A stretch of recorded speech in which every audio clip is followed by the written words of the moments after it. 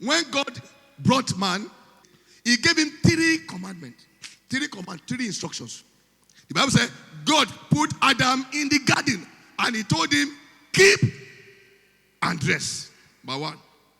The next verse said, of everything you have in this garden, you may freely eat them. Then the next verse said, but there is one in the middle of the garden. Don't touch it. 3 instructions. 1, take care of this garden. 2, eat everything. 3, except one thing. Genesis chapter 1 verse 11. And God said, let the earth bring forth herbs yielding what? Seed what? Seed and fruit tree yielding what? Whose seed? For every fruit there is always seed. For every fruit there's always seed. Why is there seed? Seed is always with fruit because of preservation. The reason why there's seed inside a fruit is not because that space cannot be occupied by the fruit. The reason why there's seed in every fruit is because there is a principle that has to back preservation. That principle has to work with seed. In other words, whatsoever you have, there is one part of it that needs to be kept in order to preserve what you actually have. In the law of preservation, there has to be something, no matter what you have, however plenty they are, however unneed. See, your need is going to be answered by a seed kept in your fruit. So by the principle of God for preservation, he has a principle of seed to handle the future need. Everyone who does not have understanding of the power of seed will always be in need in the future. If you get your salary and you don't know how to give something for your upkeep, I can bet you end up in a beggar again.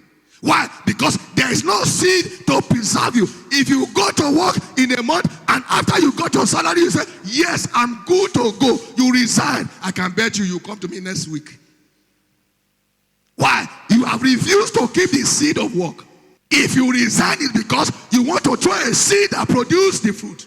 And that seed is meant to be kept because there is need for preservation. So in life, seed is powerful. Are you aware that when God created Adam, there was a seed? God created a son called Adam, but there was a son kept somewhere that was laid from the foundation of the head. That son was there. Why? Because if this fruit dies, this seed will produce. When God created Adam, he didn't create Adam alone. By the time he created Adam, there was another Adam that was created before the foundation of the earth. That was the seed to preserve the seed, Adam.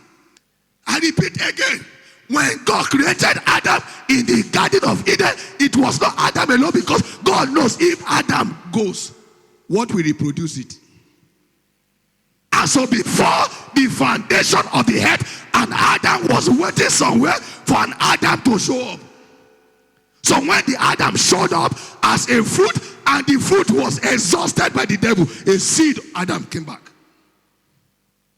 And when the seed, Adam came back, man became preserved. If you're a student of the Bible, what I just said now is too much. What I just said right away is too much. It's too much. Because when the devil saw Adam, he thought, this is food and effort. If I finish him, then where is his son? But there is an ammunition that was somewhere called seed. And that ammunition was with God, and the devil is not aware. The devil never knew that somewhere, there is a seed that can reproduce the seed that God planted, and he saw that as fruit, and went to drink the fruit. He squeezed the fruit and useless the fruit, and God said, there is another seed that will produce. There is another seed that will build. God didn't make the seed to come from Adam. It came from him. Yes, sir. Why? Because God understands in time there is preservation. In time there's need for preservation. So whatsoever you do in twos.